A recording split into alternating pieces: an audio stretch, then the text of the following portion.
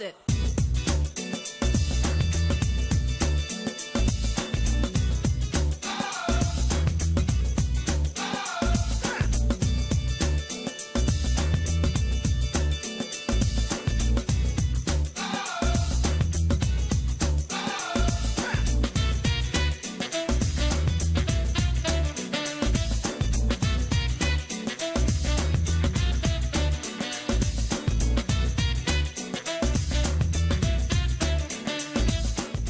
Hello out there, thanks for joining us on the political platform, and we thank all those who have found time, as you always, to join us on the program. It's a public holiday in Nigeria. Tomorrow is also public holidays. We are all joined together in this as we celebrate Salah, and we also have a lot of sharing. It goes down to explain the unity of this country, the love we share, particularly the ordinary Nigerians, those who are apolitical, those who buy from the same market, who are on the other side of the rung of the ladder, where they indeed join together to celebrate, whether it is a Muslim event or a Christian event. So it's one of those things that really touch us. Nigeria, where you have it different from all the other parts of Nigeria. We have a lot to tell you this morning. We will be talking about the new school curriculum for basic education. So many people have asked us, why have you not talked about it? We try to fish out how to really get the facts out, if indeed the CRK has been removed from the curriculum, and if it's embedded in some other parts of the curriculum, whether Islamic studies is standing alone as a subject.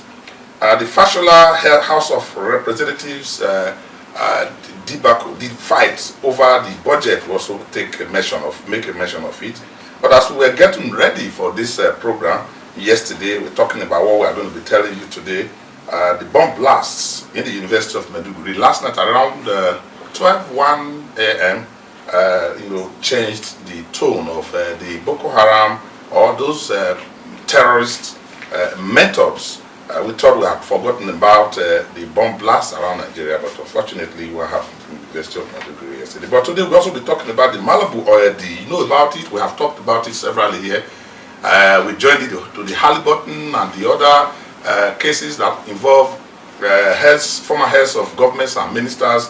But the Malabu oil deal is one that we need to fish into deeply to tell you exactly what has happened. Now, Mohammed Adeoke, former Minister of Justice and Attorney General of the Federation, is sunk in it, and we'll be telling you how from today, tomorrow, the day after tomorrow, all that we can get about it to let you understand indeed what the old problems are. And we'll tell you the sides, all the sides of the story. We should be able to tell you the side of Mohammed Adeoke today a little, and tell you what he believes in, as he has filed a case in court to cry foul that his actions were that of a servant, promoted, been supported and approved by the president. My name is Okiri Albonsuremi. Dr. Amechi Aneko is on the program this morning. Hello, welcome. Happy Eid al-Fitr. And I also have Ijoma Sam on the program. Ijoma, welcome to the program. Thank you. Baraka de Salah. And Baraka de Salah to Mustafa Mohammed. Mustafa, welcome to the program. Thank you. The fasting is over. The fasting is over. Except for those of you, because I know you had some days that you did the fast. Yes, I was actually down for 5 days, and Islam allows you to, fast in the subsequent days. You choose when to carry those. Also. Yeah, but when you are doing it alone, it's no longer sweet. But you have to do it, Mustafa. You heard our voice there. Would you welcome to the program? Baraka de Salah to all our Muslim friends. I'm going to watch how Mustafa is going to wake up for the 5 days. 5 days or 6 days? No, it's 5 days. 5 days. That if you ask me, I will join you. I can join you those days, so that you will not be alone doing the fasting. Well, let's go to our mailbox, political platform at yahoo.com. Hello and welcome to the news segment. I am Etenikan Adebu. And I am a JJ joining him to take the lesson. Alright, we begin with reactions to the Eid al-Fitr message to Nigerians by President Muhammadu Buhari, and this is from Abdullahi Yahya from Abuja. He says, I want to commend the President for sending an audio tape message to Nigerians on the celebration of Eid al-Fitr, which marks the end of the one-month Ramadan fast. The President's message has been able to quell the speculation about his rumored death. But my worry is, why did the President speak in Hausa instead of the Nigerian generally accepted language, which is English? My other worry is that if the Presidency really wants to assure Nigerians that the President is still alive, why not send an audiovisual message showing the President clearly speaking from wherever he is? I want to advise the people around the President to put an end to all the speculations about the President, allowing him to address Nigerians through any acceptable means instead of speaking for him, because audio tape is not enough evidence to convince Nigerians. God bless Nigeria. And this one from Machuku Modestus from Ketu, Lagos says, in a country whose official language is English, President Muhammadu Buhari gave his Salah message in Hausa. Would Trump, whose origin is German, address Americans in German? So what about all those Nigerians who can't speak Hausa? Ideally, the President should have spoken in English first. Then if he feels like it, he may also speak in Hausa. The way he has now spoken only in Hausa makes it seem as if he's only concerned about those who gave him 97% of the votes, while those who gave him 5% can take a hike. How would the rest of the country have felt if President Olusegun Obasanjo had released the Christmas broadcast to Nigerians in Yoruba, or if President Goodluck Jonathan had done so in Oga? How can a national leader address Nigerians in a sectional language? President Buhari is the president of all Nigerians. He is not the president of only those who can speak Hausa. This is an outrage. President Yar'Adua also spoke to the BBC News by phone. He is Fulani like President Buhari, yet he spoke in English because he was president of all of us. Long live Nigeria.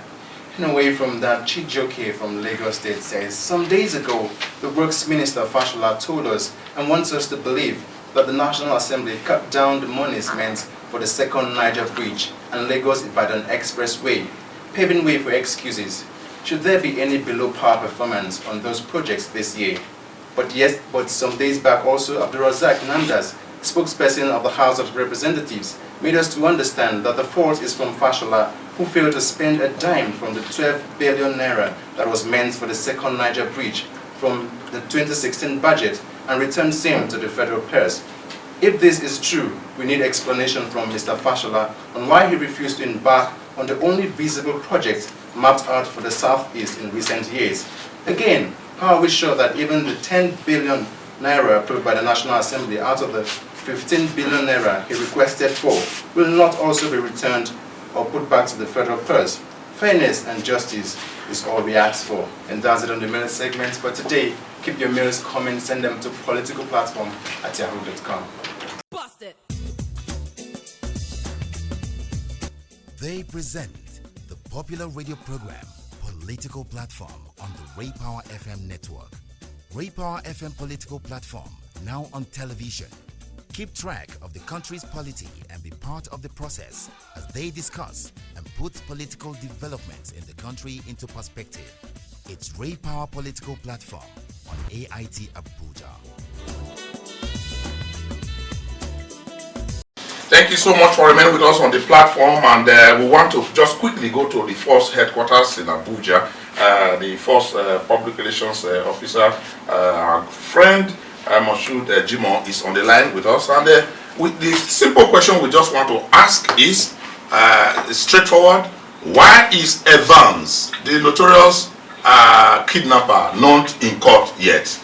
Thank you for joining us on the program, sir.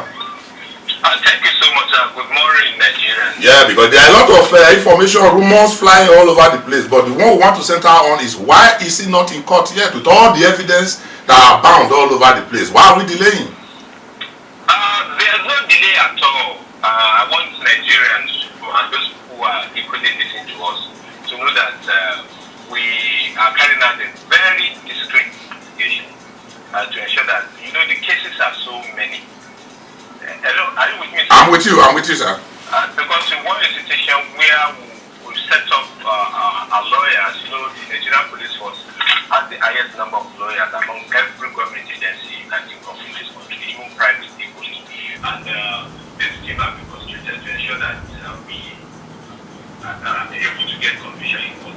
You know, there's no doubt that when you have matters of this nature, Nigeria would not be happy with us if, for technicality or technical grounds, we such a case in court. You know, we have the case of murder against him, we have kidnapping, we have armed robbery.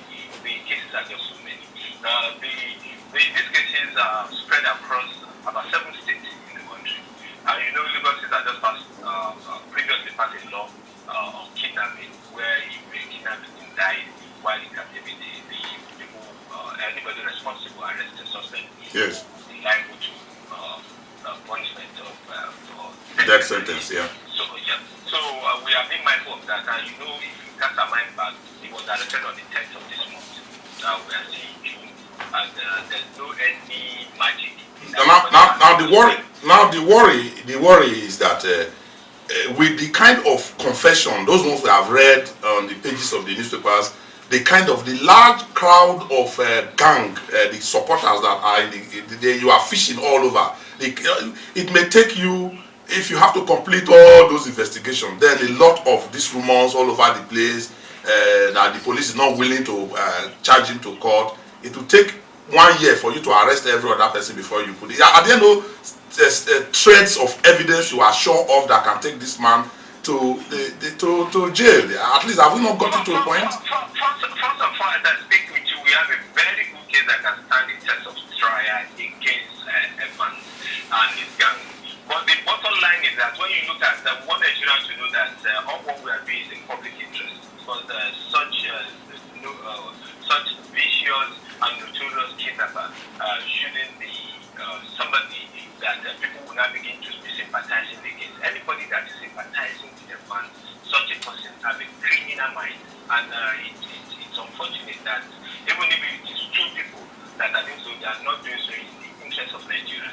I believe you are speaking against the backdrop of the campaign in the social media, Free Evans campaign that is going on. Yes, anybody that is in that campaign, you know, now in the country, people, everybody's a journalist because you can remain your home, get some material, And be a reporter. And be a reporter. And at the end of the day, we begin now to work on the psyche of the people. We don't investigate based on what you see on the pages of newspaper. That is not the way investigation goes. Even prosecution in court, you don't rely on somebody confessing and knocking on paper to convict somebody. You have to convict the person based on the evidence that is provided before you as a judge or as a magistrate. And that is why we want those evidence to be properly preserved, properly gathered, and to ensure that we have conviction on him in court. You know, the police is not the judge. We don't perceive we to have to prosecute. And having said that, it is equally important that we ensure that all the victims, yeah, more and more people are coming up. Because if you read papers, in the last 2 days, you see one ex-footballer was saying the father was kidnapped and he has collected ransom. So if we rush to court, then that means we are not doing the nation any good. We wouldn't rush, but we are taking judicial procedure because he is equally entitled to fundamental human rights, no matter what offense he has committed. Well, the assurance from you, the takeaway from you this morning, sir, is that the police is not distracted by the campaign that is going on, and that we are not. We are very professional. And nobody should attempt to distract us. Because even we have access after the fact. We have people that when somebody commits an offense, if you counsel somebody to commit an offense, and even after the person has committed an offense, if you give any support, either physically, financially, or otherwise, to a suspect, is a criminal. That's an ancestral fraud. Yes, we want people to desist from this because we can unmask them, and they will be liable to prosecution in court. Because you don't put into a certain emotion to perfect the end of justice. It's quite unfortunate that some people will say that what of the life of those who have been lost, the life of the victim that he has kept in captivity. There's no doubt that they have fundamental human rights, but the right is not absolute because it makes a provision that where your right stop is where another person begins. If you now use that fundamental human right to violate the right of others, of course your rights will be taken away. And that is not where we have the right to arrest and take people who have committed offenses into custody. Thank you very much, sir. Thank you so much for talking with us. Thank you too.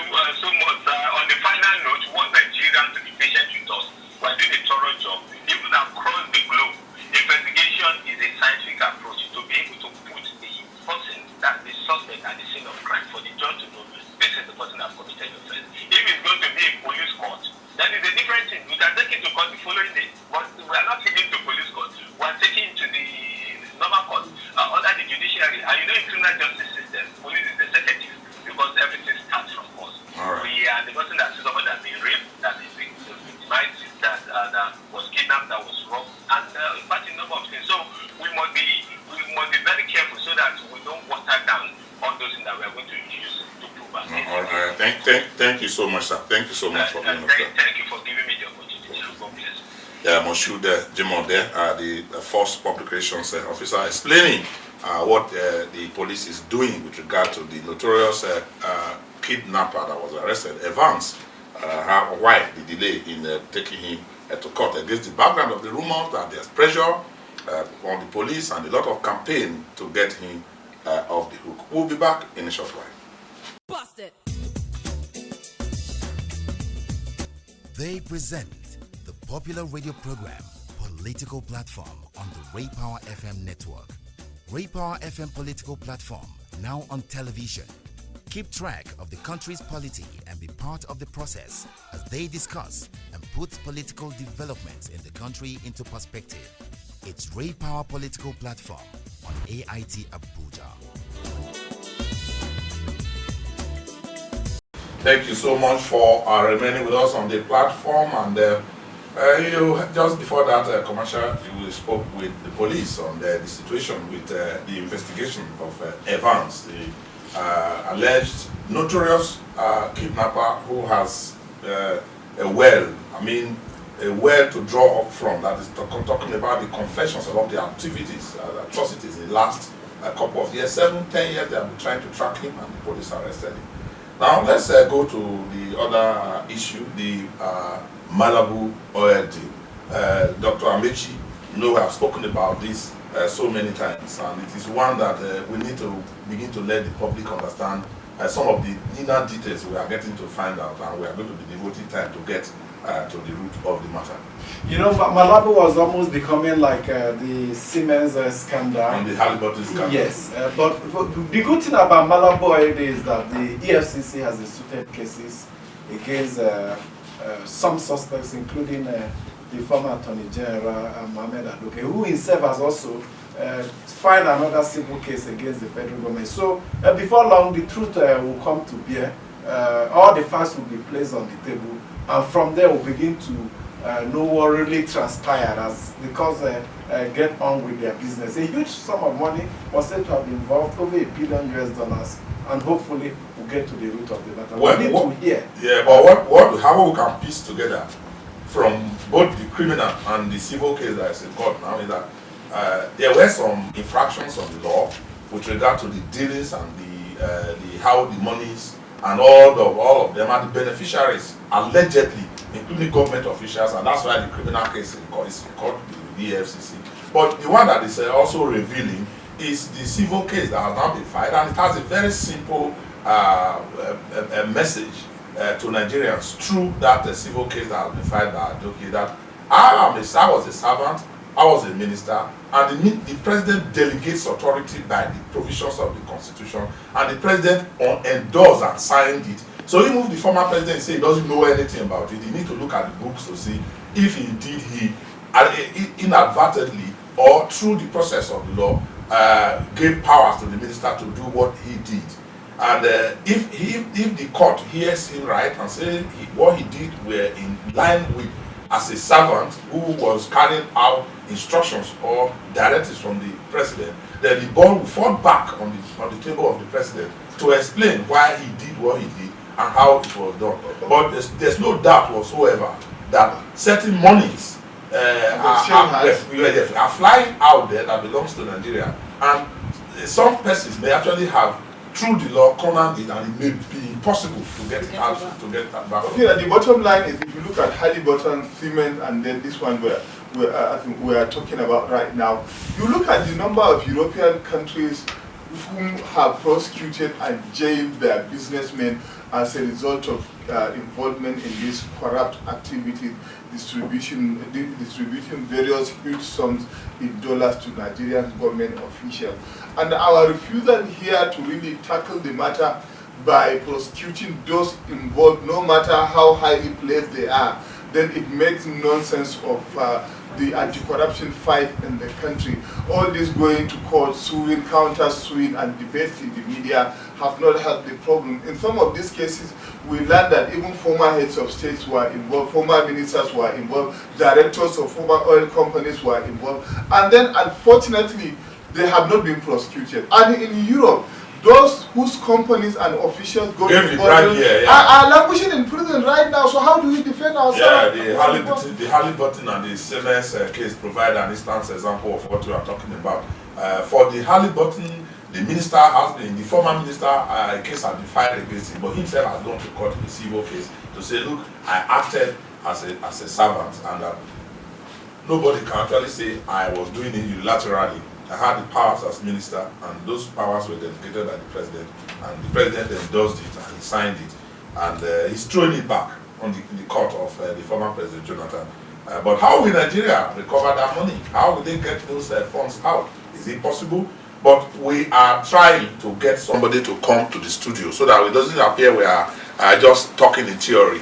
We want somebody to come to the studio, and if we can get the person tomorrow or the day after tomorrow, come to the studio to explain, particularly this side of the advocate, that it doesn't appear as if we are not giving them the opportunity to come. We'll fish out those who are involved, who are willing to talk to us, and they will indeed be asked to come and talk to us. But let's go to the other issue now, and that is talking about the Fashola House of Representatives and the budget. A lot of issues are up there, and we have a situation where I would say, when I look at the minister's face, talking about the Fashola, very, very erudite, straightforward. You can see him having more white hair now, because having 3 ministries managed after the labor of 8 years in Lagos, and working hard in very key ministries that we are talking about.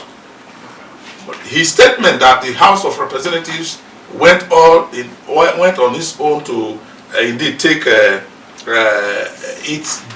responsibility of the executive is what we are talking about. The House of Representatives has responded. Yes, the House has responded, explaining that money, 12 billion naira was allocated to the second Niger bridge in the 2016 budget, and it was returned unutilized. And of course, that was the reason that they couldn't give him everything he wanted this time, since they weren't sure whether he would also return the money or utilize it. I think that in this, the works minister should make a tactical retreat and go back to the lawmakers. There's always a chance for them to rub minds together, and resolve the issue at stake. And the fact that he also gave whopping 51 billion naira to the Lagos-Ibadan Expressway, which is a public-private partner, project, also raises some questions. He now didn't utilize the other one. I think that he can quickly make amends so that let's join our colleagues. Let's join our colleagues. One of our colleagues, Chukso Wegwe, lawyer and journalist. Let's hear his perspective on this. Thank you very much, my brother. Good morning, Nigeria. Yeah, good morning. How are you doing this morning?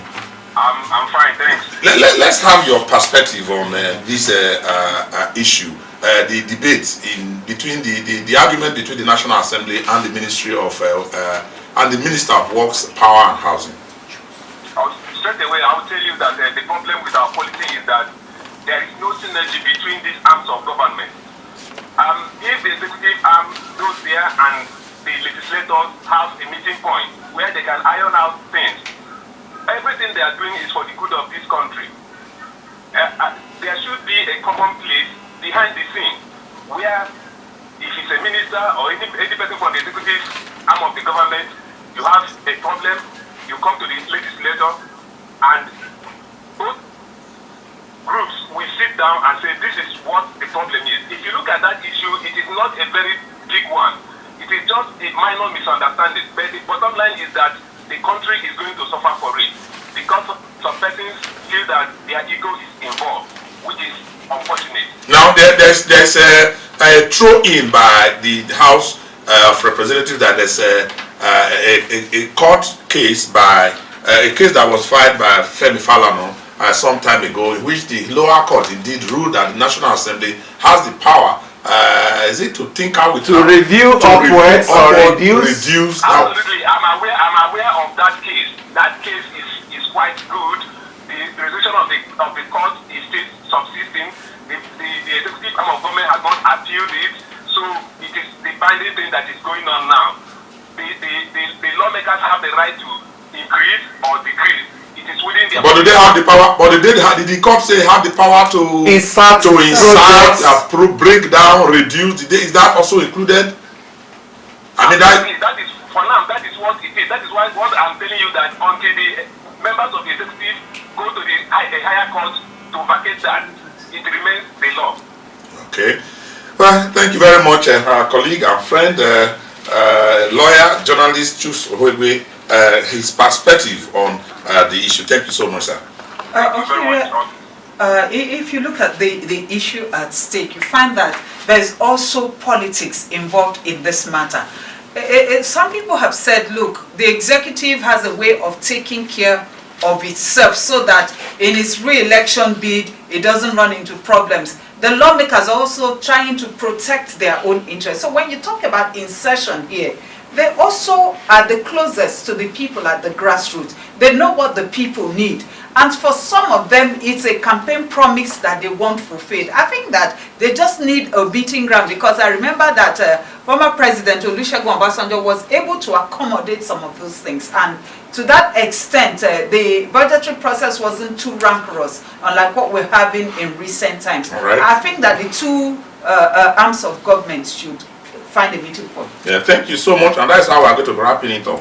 For those who have been anxiously waiting for our discourse on the new school curriculum for basic education, we are very sorry that we were unable to get to the guest we were calling on, but we assure you that we'll make all the efforts to get him on tomorrow so that we can have it. We are going to be talking with Professor Charles Adisa, President, Nigeria Christian Graduate Fellowship, as well as the current president himself, Solomon Olashupo Ayokule. Tomorrow we should also be getting across to the government institution responsible for curriculum development. And we have the Muslim perspective in it. We also take it and talk to our Muslim brothers on the allegations that Islam is a standard subject, while CRK is embedded in another subject. This is one issue that we need to trash so that all of us will have a good picture of it. Okiri and Bonsurumi here. Please do have a wonderful holidays and stay away from trouble.